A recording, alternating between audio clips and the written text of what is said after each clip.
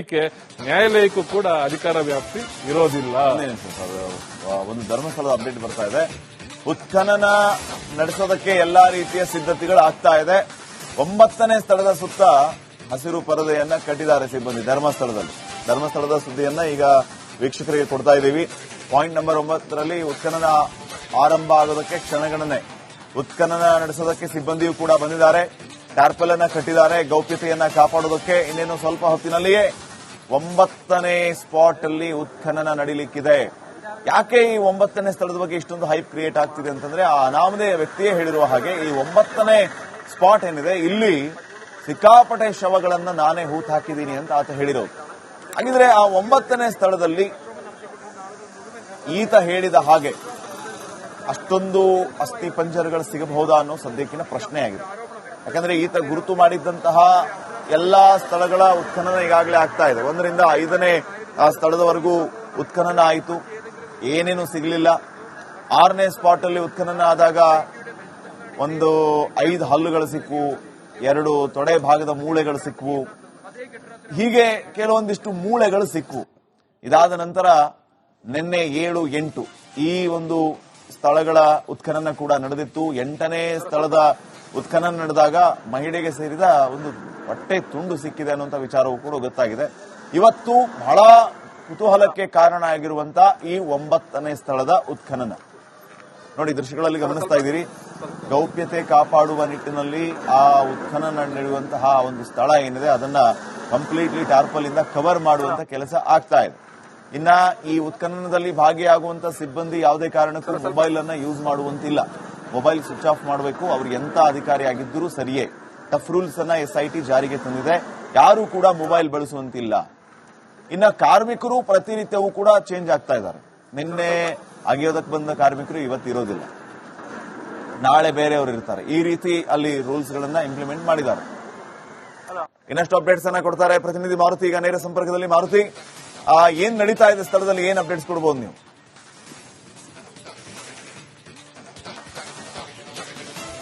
ಶ್ರೀಪಾದ್, ಸದ್ಯ ಈಗ ಏನು 9ರ ತಲೆಬುರುಡೆ ಪ್ರಕರಣ ಏನು ವ್ಯವಸ್ಥೆ ಇತ್ತು, ಆ 9ರ ಜಾಗಕ್ಕೆ ಇದೀಗ ಒಂದಿಷ್ಟು ಅಧಿಕಾರಿಗಳು ಬಂದು ಮುಂದೆ ಆಗುವಂತ ವ್ಯವಸ್ಥೆಗಳಿಗೆ ಏನು ಸಾಮಗ್ರಿಗಳು ಬೇಕೋ ಅವನ್ನೆಲ್ಲವನ್ನು ತರ್ತಾ ಇದ್ದಾರೆ. ಅಲ್ಲೂ ಕೂಡ ಅಂದ್ರೆ ಇದು ಸದ್ಯ ಧರ್ಮಸ್ಥಳ ಮತ್ತು ಬೆಳ್ತಂಗಡಿಗೆ ಹೋಗುವಂತ ಮುಖ್ಯ ಹೈವೇ ಆಗಿರೋದ್ರಿಂದ ಅಲ್ಲಿ ಒಂದಿಷ್ಟು ವಾಹನ ಓಡಾಡುವಂಥದ್ದು, ರಸ್ತೆನೂ ಕೂಡ ಕಿರಿದಾದದ್ದು. ಹೈವೇ ಆದ್ರೂ ಕೂಡ ರಸ್ತೆ ಕಿರಿದಾಗಿದೆ. ಏನು ಈ ಶರಾವತಿ ನೇತ್ರಾವತಿ ಸ್ನಾನಘಟ್ಟ ಇದೆ, ಅದರಿಂದ ಒಂದು 500 ಮೀಟರ್ ದೂರದಲ್ಲೇ 9 ಮತ್ತು 10, 11ರ ವ್ಯವಸ್ಥೆಯನ್ನು ಮಾಡಿದ್ದಾರೆ ಅಂತಕ್ಕಂಥ ಏನು ಜಾಗವನ್ನು ಮಾರ್ಕ್ ಮಾಡಿದ್ರು. ಅಲ್ಲಿ ಸದ್ಯಕ್ಕೆ ಈಗ ಗ್ರೀನ್ ಮ್ಯಾಟ್ ಅನ್ನು ಹಾಕೋದ್ರ ಮುಖಾಂತರ ಈ ಉತ್ಖನನ ಕಾಲಕ್ಕೆ ಏನೇನು ಸಾಮಗ್ರಿಗಳು ಬೇಕು ಅಂದ್ರೆ ಪಿಕಾಸಿಗಳಾಗಿರ್ಬೋದು, ಕಾರ್ಮಿಕರಾಗಿರ್ಬೋದು, ಇಟಾಚಿ ಆಗಿರ್ಬೋದು, ಇವೆಲ್ಲವನ್ನ ಒಂದೊಂದಾಗೆ ತರ್ತಾ ಇದ್ದಾರೆ. ಇನ್ನು ಅಗೆಯುವ ಸಮಯದಲ್ಲಿ ಹೆಚ್ಚು ಹೊತ್ತು ನಿಲ್ಲಿಕ್ಕಾಗುವುದಿಲ್ಲ ಅಧಿಕಾರಿಗಳಿಗೆ. ಹೀಗಾಗಿ ಒಂದಿಷ್ಟು ಕುರ್ಚಿಗಳನ್ನು ಕೂಡ ಈಗಾಗಲೇ ಒಳಗಡೆ ತೆಗೆದುಕೊಂಡು ಹೋಗಿದ್ದಾರೆ. ಗ್ರೀನ್ ಮ್ಯಾಟ್ ಅಂದ್ರೆ ಟಾರ್ಪಲ್ ಅನ್ನು ಮುಚ್ಚುವ ಮುಖಾಂತರ, ಅಂದ್ರೆ ಇದೇನು ಹೈವೇ ಇದೆ, ಹೈವೇ ಪಕ್ಕದ ರಸ್ತೆಯಲ್ಲಿಯೇ ಈ 9 ಅನ್ನುವ ಒಂದು ಜಾಗ ಇರುವಂತದ್ದು, 9 ನಂಬರ್ ಜಾಗ ಏನಿದೆ ಅಲ್ಲಿ ಉತ್ಖನನ ಕಾರ್ಯ ಇನ್ನೇನು ಕೆಲವೇ ಕ್ಷಣಗಳಲ್ಲಿ ಆರಂಭ ಆಗುವಂತದ್ದು. ಇನ್ನೇನು SIT ಪೊಲೀಸರಾಗಿರ್ಬೋದು, SIT ತನಿಖೆ ಮಾಡಲಿಕ್ಕೆ ಅಧಿಕಾರಿಗಳಿರ್ಬೋದು, ಪೊಲೀಸರಾಗಿರ್ಬೋದು, ಬೆಳ್ತಂಗಡಿಯಿಂದ ನೇರವಾಗಿ ಸ್ನಾನಘಟ್ಟದ ಪಕ್ಕದಲ್ಲಿರ್ತಕ್ಕಂಥ ಈ ಒಂದು ದಟ್ಟಾರಣ್ಯಕ್ಕೆ ಬರಲಿದ್ದಾರೆ.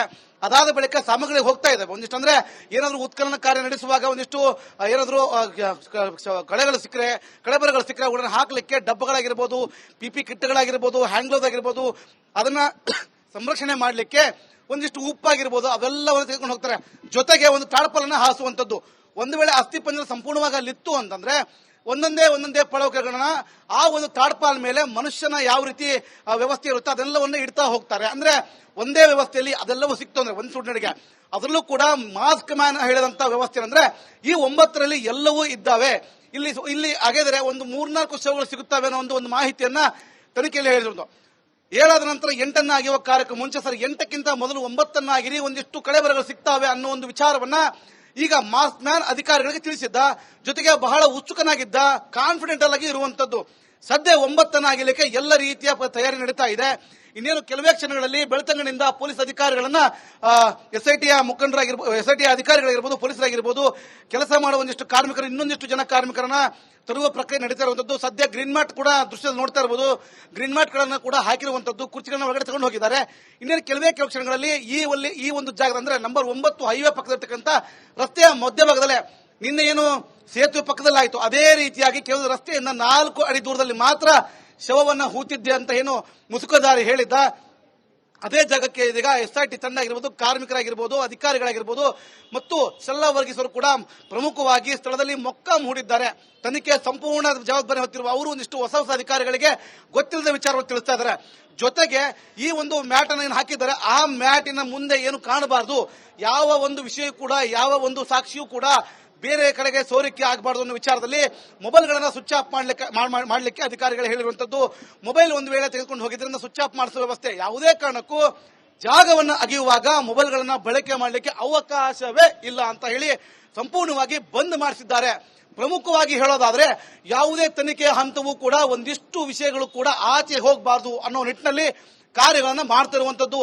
ಇನ್ನು ಕೆಲವೇ ಕ್ಷಣಗಳಲ್ಲಿ SIT ತಂಡ ಈ ಮುಸುಕುದಾರಿ ವ್ಯಕ್ತಿ ಏನಿದ್ದಾನೆ ಅವನ ಕರೆತಿರುವಂತದ್ದು.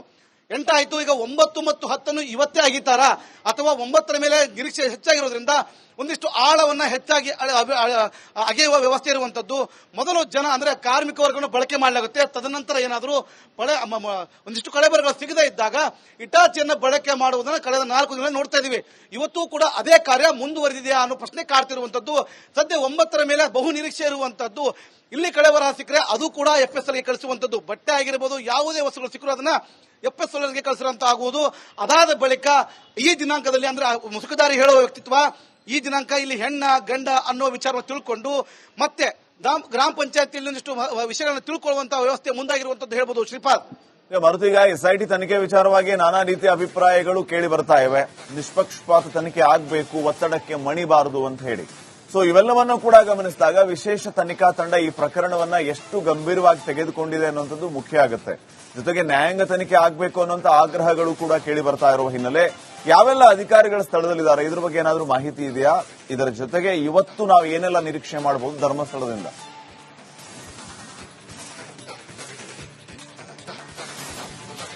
ಸದ್ಯ ಒಂದಿಷ್ಟು ಊಹಾಪೋಹ ಅಂತಕ್ಕಂಥ ಮಾತ್ರ ಹೇಳಲಿಕ್ಕಾಗುವುದಿಲ್ಲ. ವಿಷಯಗಳು ರಿಪಬ್ಲಿಕ್ ಕನ್ನಡಕ್ಕೆ ಎಕ್ಸ್ಕ್ಲೂಸಿವ್ ಆಗಿ ಸಿಕ್ಕಿರುವಂತದ್ದು.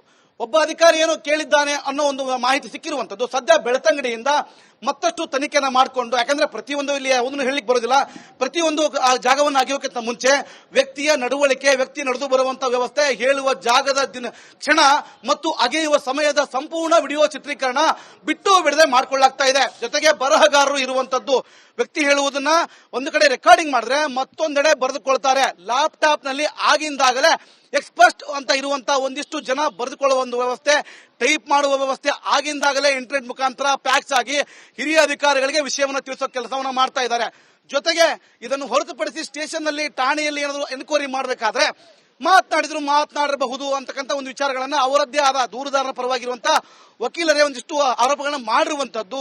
ಈ ಕಳೆದ 1-2 ದಿನಗಳ ಹಿಂದೆ ಕೂಡ ಸ್ಥಳೀಯವಾಗಿ ಗ್ರಾಮ ಪಂಚಾಯಿತಿಯ ಉಪಾಧ್ಯಕ್ಷರನ್ನ ಕರಿಬೇಕು, ಅವರನ್ನ SIT ತನಿಖೆಗೆ ಮಾಡಬೇಕಂದ್ರು ರಿಪಬ್ಲಿಕ್ ಕನ್ನಡ ನಿರಂತರವಾಗಿ ಸುದ್ದಿ ಬಿತ್ತರ ಮಾಡಿತ್ತು. ಅದೇ ಗ್ರಾಮ ಪಂಚಾಯಿತಿಯ ಸದ್ಯ ಉಪಾಧ್ಯಕ್ಷ ಶ್ರೀನಿವಾಸ್ ಅವ್ರನ್ನ ಮೀಟ್ ಆಗಿತ್ತು. ಅವ್ರ ಜೊತೆ ಒಂದಿಷ್ಟು ಮಾತುಕತೆ ನಡೆಸಿದ್ವಿ. ಅವರು ಓಪನ್ ಆಗಿ ಹೇಳಿದ್ರು, SIT ಯಾವುದೇ ಸಮಯದಲ್ಲೂ ನನ್ನನ್ನು ಕರೆದ್ರೆ ನಾನು ಸಿದ್ಧ, ನೀವು ನಡೆಸುವ ತನಿಖೆಗೆ ನಾನು ಸಂಪೂರ್ಣ ಬೆಂಬಲ ಕೊಡ್ತೇನೆ. ಜೊತೆಗೆ ನಮ್ಮಲ್ಲಿರುವಂತಹ ಅಂದ್ರೆ ಪಂಚಾಯತಿಯಲ್ಲಿರುವಂತಹ ಎಲ್ಲ ಮಾಹಿತಿಗಳನ್ನ ಕೊಡ್ತೇವೆ. ಸಾಕಷ್ಟು ಬಂಡಲ್ಗಳನ್ನ ಪಂಚಾಯಿತಿಯು ಕೂಡ ಎಕ್ಸ್ಕ್ಲೂಸಿವ್ ಆಗಿ ನಾನು ತೋರಿಸ್ತೀನಿ, ಆಮೇಲೆ ಅಲ್ಲಿಗೆ ಹೋಗ್ತಾ ಇದ್ದೀನಿ. ಈಗ ಅವುಗಳನ್ನು ಕೂಡ ರೆಡಿ ಮಾಡಿ ಇಟ್ಕೊಂಡಿದ್ದಾರೆ. ಒಂದಿಷ್ಟು ಅಧಿಕಾರಿಗಳಿಗೆ ಅವುಗಳನ್ನ ಜೆರಾಕ್ಸ್ ಅನ್ನ ಕೊಡುವಂತಹ ಮುಖಾಂತರ ತನಿಖೆಗೆ ಸಹಕಾರ ನೀಡಿದ್ದಾರೆ. ಜೊತೆಗೆ ಜನರನ್ನು ಕೂಡ ಮಾತಾಡಿಸಿದ್ದೀನಿ ನಾನು.